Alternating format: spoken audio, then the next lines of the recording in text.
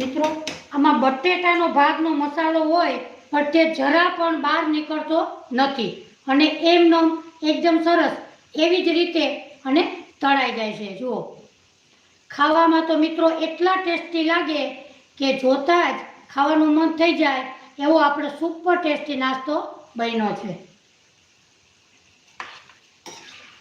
હવે આને પણ આપણે એકદમ ક્રિસ્પી એવા તળી લેશું।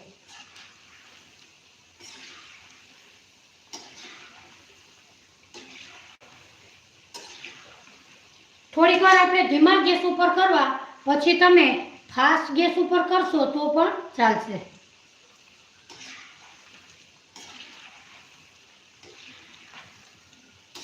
અને વધારે તમારે ક્રિસ્પી કરવા હોય તો ઘઉંના લોટમાં 2 ચમચી રવો ઉમેરવો, એટલે તમારા રમકડા